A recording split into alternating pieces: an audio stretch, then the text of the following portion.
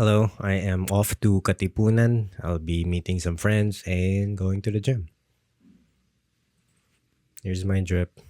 I'm just wearing my gym clothes. Yeah, I started working out again, but I don't think I'll be consistent with it because I'm seldom consistent with my workouts. But I think this week I wanted to get started on something that's related to my health, just so I can be healthier at least. Just to give you guys an update, I had a call yesterday with one of the companies I was applying for, and yeah, I got rejected, which is okay since I think I got some feedback on what they were looking for in terms of the video I edited, and yeah, I just don't think I was gonna get an output that they like since it's hard for me to understand what exactly they need. So I think it's just a reminder for me to just apply for jobs that I also feel like I can make output for. So, for example, for YouTube creators that I would want to edit for and not really just have them as a job. I don't know. I don't know what I'm saying. And yeah, it's tiring to keep getting rejections, but it's part of life. I just have to get used to it, and I just have to keep switching up my strategy every other rejection I have. Yeah, but for now, I just gotta focus on the now. Just think about what I can do now, and that's to exercise and probably rest, and yeah, just do what I can. So next week, I may have some energy to start looking for work again. So yeah, let's have a safe trip, shall we? Let's go.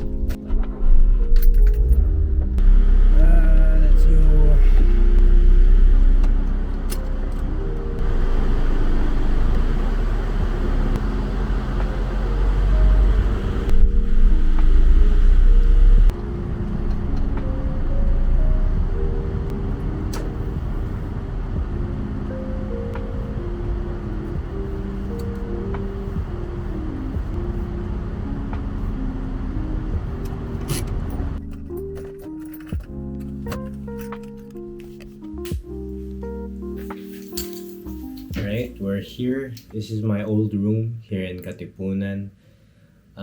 It's quite messy since my dad has been using it for like a lot of his stuff. A lot.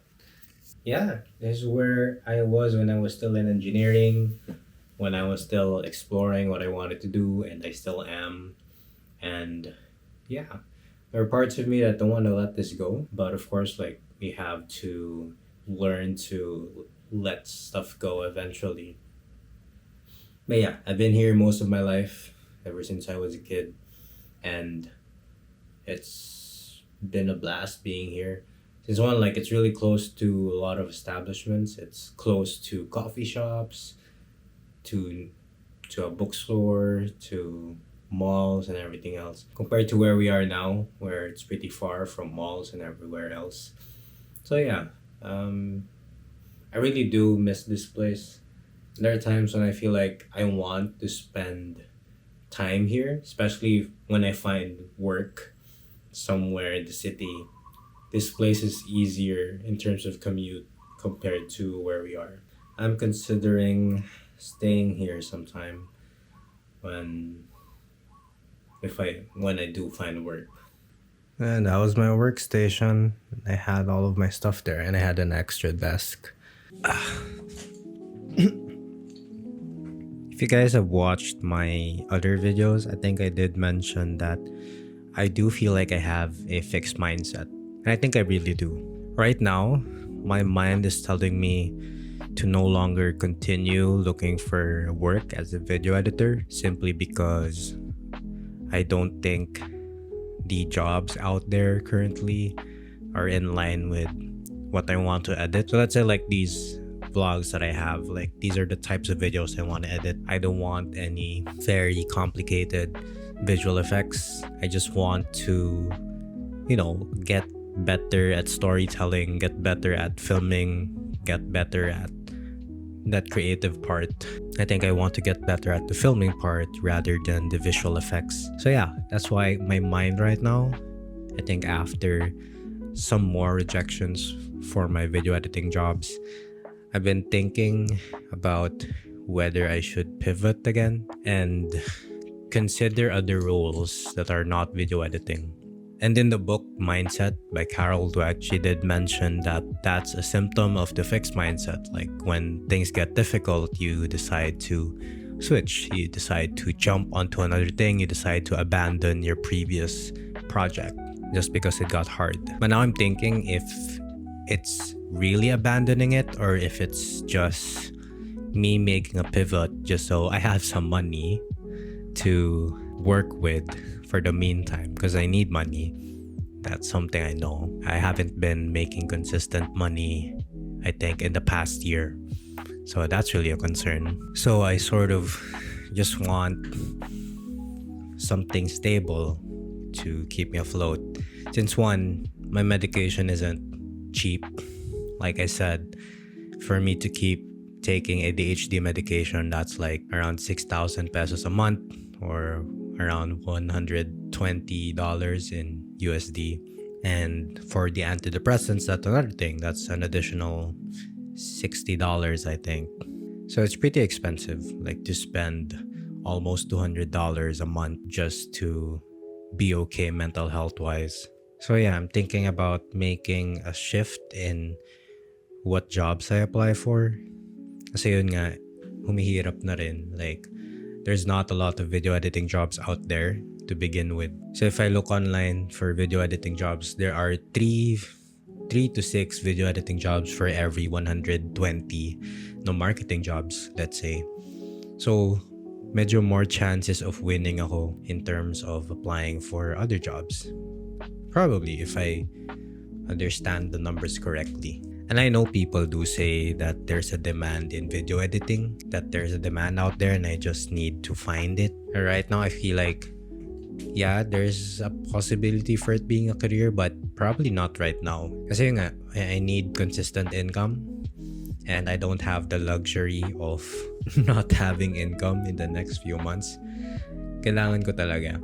And also in terms of my savings, sobrang konti na lang if mag-continue na ganito. I think talagang 1 month na lang yung savings ko din. So I really need to make a grind for finding any job. And yun lang yung mahirap kasi, sorry, I'm speaking Tagalog na rin. I think it's because it's easier. Pero, like I said, yun lang yung mahirap kasi I think all my life I haven't been consistent with anything.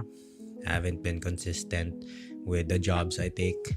Patalon-talon. I took a engineering job as an internship. Tapos I took an HR job. Tapos I took a project management one. And then advertising. And then marketing, graphic design. So patalon-talon. I haven't really been consistent with anything. Which is something I hate. Yeah. Well, I know that it's my ADHD. Pero I just hope na I was able to manage it early on. Yun na yung mahirap. Para sana na-manage ko. Kasi wala. Nahirap lang talaga. Lalo na ngayon na I'm 26 years old. Although I know na yung buhay hindi naman karera. Ika nga ni Bini. Pero parang in some way, I can't help but compare in a way.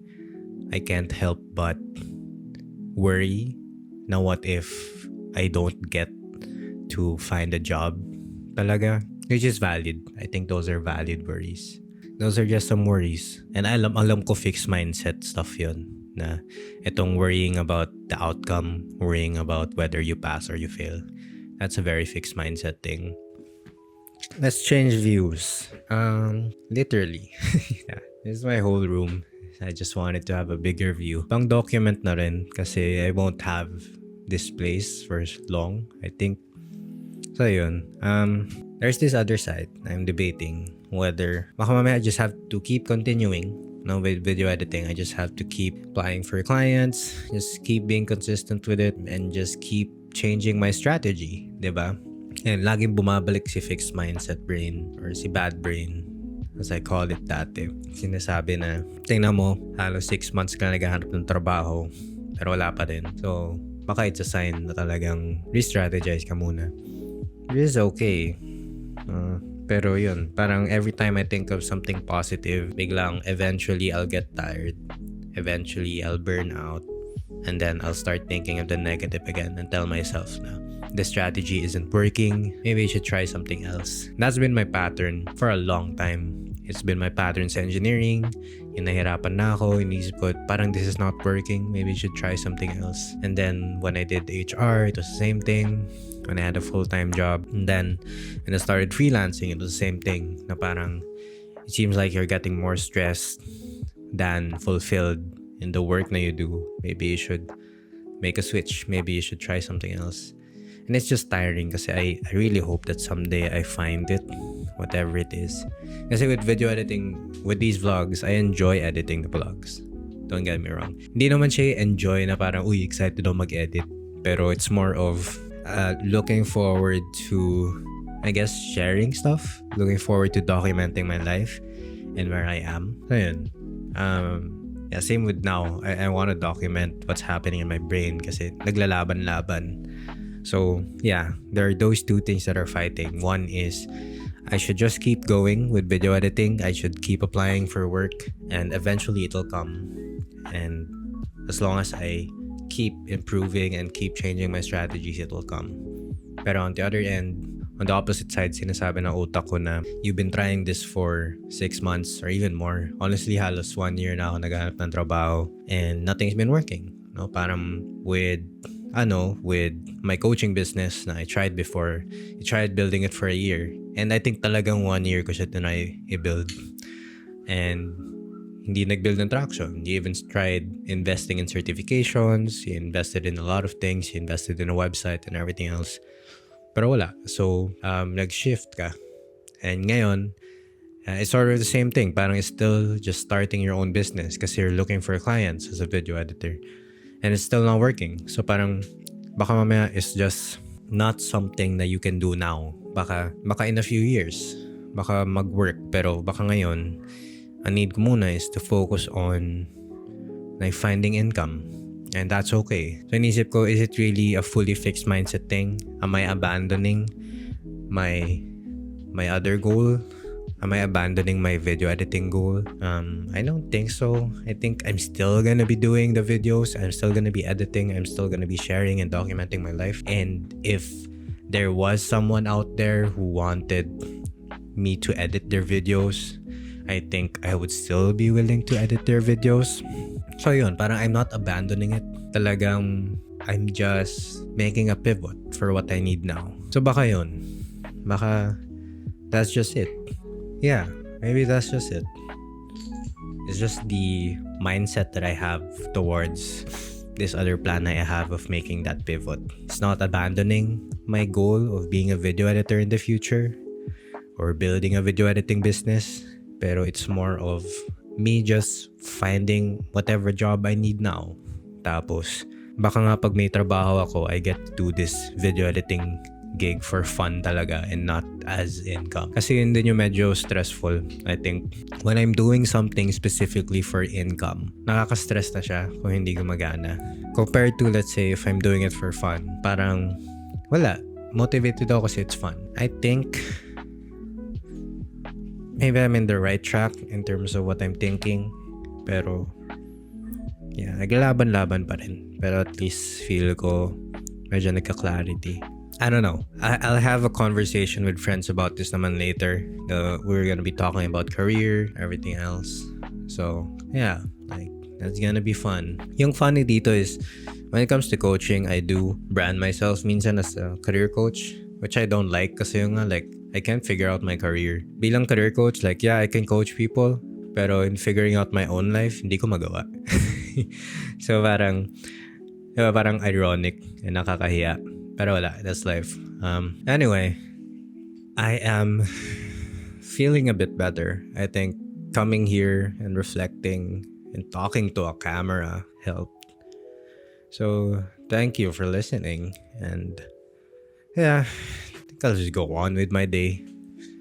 And yeah, hopefully things get better. I think I might sit on this a bit more. Pero I need to take some action now. Kasi yun nga, it's the start of the month. I want to have a job by March. I don't want to be jobless for another year. Kasi yeah, I get projects every now and then na paid. Pero alam mo yun, parang after na isang project, di ka na sure kung kailan yung next mong project. So yung nakakapagod na. So yeah, let's do it.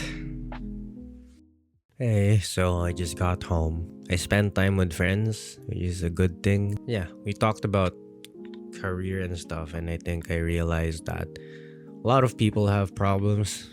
Like, even my friends have problems in their career.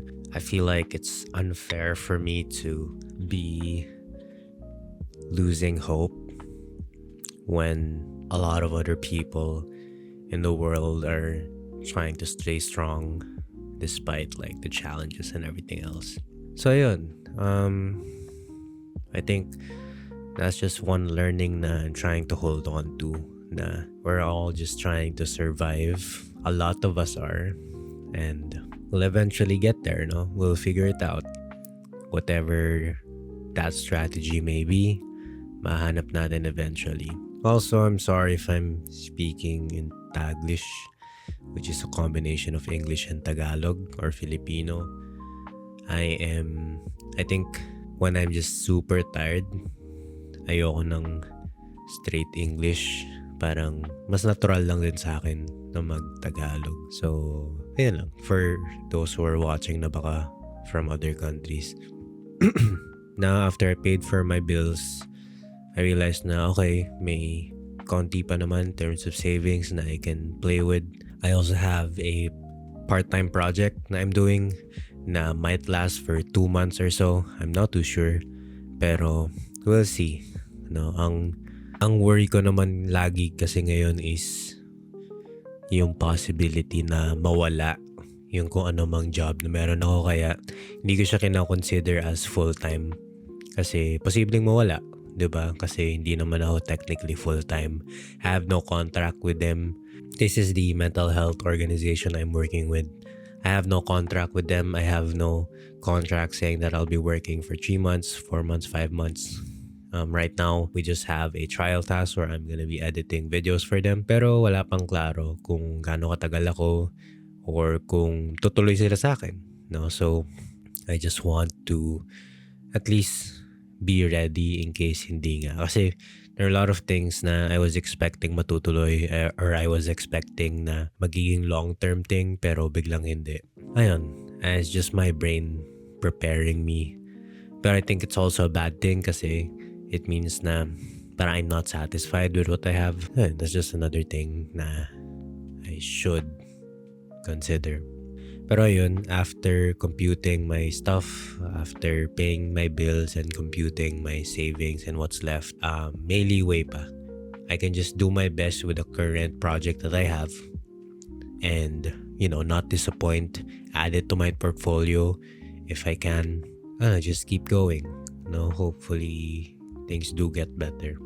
Kanina, I did talk about the possibility of applying for other work other than video editing, and I think I should kasi yun nga, like there's a larger market for other jobs like marketing, and I feel like it's learnable. No, it's not like video editing na medyo straight to the point. Si marketing medyo more on the strategic side, no? Pero yeah, I feel like kakayanin. The thing with it lang is with marketing, alam ko na it's really fast-paced and nakakapagod. That's why medyo nilalayuan ko siya. Pero it's not like with video editing, naging slow-paced naman. Parang, like for me, I noticed na sa mga companies, let's say, one of the companies I applied for, fast-paced pa rin. Kasi they're a startup. No, not really startup. Pero they're a big company and they need like a lot of videos to be produced. Ayun. So parang fast-paced pa rin naman sila. And ako lang yung nag-assume na gusto ko ng slow-paced life and mukhang hindi naman na posible ang slow living in these circumstances. So ayun, I think I just want to keep an open mind. I want to open myself up to marketing opportunities. Probably take a course if ever I see one that's free. I'm not too sure, pero I need to upskill everywhere. I need to upskill in video editing, I need to upskill in marketing, and everywhere else. That's what I can focus on now instead of focusing on wala akong trabaho, which is, I think, healthier. I'm giving myself today and maybe tomorrow to just sit back and feel sad. Kasi okay lang naman. Okay lang malungkot. Ayun, malungkot naman talaga ako. Kaya, Yeah, I just need to give myself space to be sad for a bit. Tapos, yun, um, back to work. So yun, it's nighttime. I want to be resting soon. So, I'll see you guys tomorrow. Baka 2 days lang ito, yung pag-document ko this week kasi medyo mahirap nga this week. So yeah, thank you so much.